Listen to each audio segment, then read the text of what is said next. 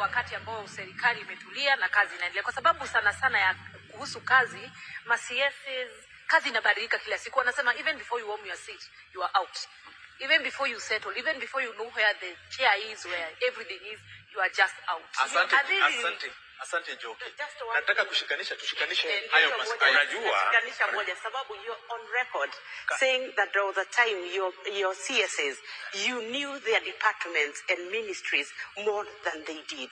And you have always said that you want to work with the best. But you have said, alikuwa rafiki, were you choosing friends or were you getting competent people that would have supported you and you would not have found yourself in the situation that you're finding yourself in? You see, there is always a balance between the team you have. So you have a team.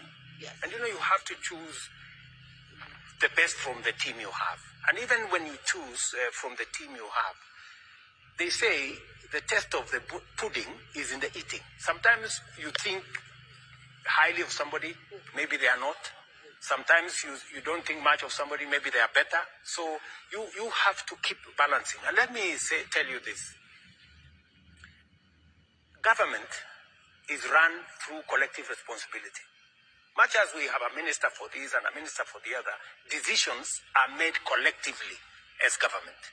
So whether you serve in this ministry or you serve in that ministry, it is your responsibility to understand government in its entirety and to work with all colleagues in different aspects.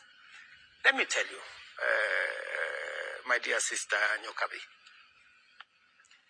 when you inherit a situation, and you inherit a situation where the economy is not doing well, and you have to do things, you have to cut down on this, you have to cut down on this, you have to stop this project, you have to stop that project, to allow the economy to breathe, and to allow the economy to come back. I am now much more confident. And when I tell the people of Kenya that the country was headed to a default, there are countries, I'm not talking from space, there are countries who have defaulted. I don't want to mention countries by name. Kenyans know. Anybody who is interested in public affairs knows there are countries, our neighbors, many countries have defaulted. And when a country defaults, my sister, you are in so much trouble. Nobody wants to lend you nothing. Nobody wants to associate with you. One of the neighbors, I don't want to mention which one, their currency was devalued by 100%. Do you know what that would mean to Kenya if we were to go that direction? Just imagine if the dollar was exchanging at 220 shillings. What kind of a country would we be? So there are real issues that I have had to do to stabilize the economy of Kenya. And I can now confidently say that now that we have stabilized the economy, inflation has come down to 3.5% from 9%. Our exchange rate has stabilized substantially. Our foreign reserves were now close to $10 billion. We are now in a much more solid place to undertake the development of our country. And let me tell you, guys, friends, I don't know whether guys is right. Friends, let me tell you this. Even in the midst of all these things, people are judging me rather harshly, Even in the midst of all this, there are 200,000 Kenyans, 240 to be exact. Ask Alice Wahome, working in our housing program. There are 200,000 Kenyans working who have benefited from export of labor. In fact, what we've just done is to make Uwezo Fund and Youth Fund be able to finance young people who are getting jobs abroad. Let me also tell you that digital hubs and digital economy and digital jobs are employing 195,000 Kenyans. In the midst of all this, there are real people with real jobs, earning real money, even in the context of what we are doing.